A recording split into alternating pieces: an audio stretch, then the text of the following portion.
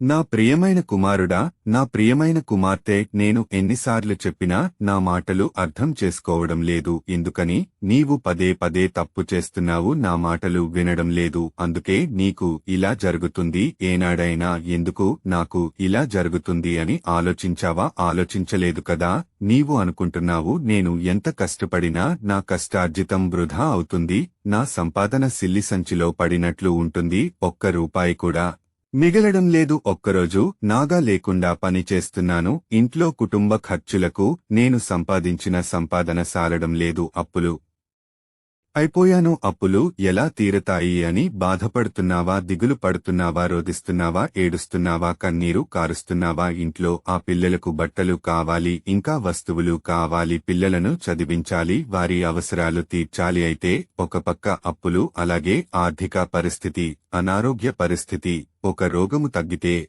మరొక రోగం వస్తుంది. అలాగే నేను పనిలోనికి వెళ్లతేనే కాని ఇంట్లో కుండెక్కదు, కూటికి లోటు. పిల్లలు అది కావాలి, ఇది కావాలి అని, తినడానికి ఏమీ లేదు అని అమ్మ నాన్న, నాకు అది పట్టికరా, నాకు ఇది పట్టికరా, తినాలని ఉంది అని పిల్లలు చెబుతున్నారు. అయినా నా చేతిలో సిల్లిగవ్వ లేకపోవడం వల్ల ఏమీ తేలేకపోతున్నాను. పిల్లల కోరికలు నెరవేర్చలేకపోతున్నాను. ఇదంతా నాకేనా? నా కుటుంబాన్ని కేనా? నేను, నా కుటుంబము అనుదినము ప్రార్థన చేసుకుంటాము, కాని బ్రతకలేము, ఉండలేము. ఉదయమున లేవగానే ప్రార్థన చేసుకుంటాము, అలాగే ఏది తిననా త్రాగినను ప్రార్థన చేసుకోకుండగా తినము. ప్రార్థన చేసుకోకుండా పవిత్రాత్మ తైలము నొసటిపైన సిలువ గుర్తు వేసుకోకుండగా ఇంటి నుండి నా భార్య కాని, నా పిల్లలు కాని, నేను కాని ఎక్కడికి వెళ్లము. ఉపవాస దినాల్లో కాని, ఆదివారం రోజు కాని ప్రార్థనకు పెందలకడనే వెళతాము. దేవుని మాట ధిక్కరించము, దేవుని మాట పెడచెవిని పెట్టము. ఇవన్నీ చేసిన నా జీవితంలో దేవుడు నా ప్రార్థన ఆలకిస్తున్నాడా లేదా? ఎందుకని ఇలా జరుగుతుంది అని బాధపడుతున్నావా? సింతిస్తున్నావా? రోధిస్తున్నావా? ఏడుస్తున్నావా? కన్నీరు కారుస్తున్నావా? బాధపడకు, సింతించకు, రోదించకు, ఏడవకు. నీ కన్నీరు ఆనంద భాష్పాలుగా మారుస్తాను. నేను ఇచ్చే అంతవరకు ఓపిక పట్టము. నాయందు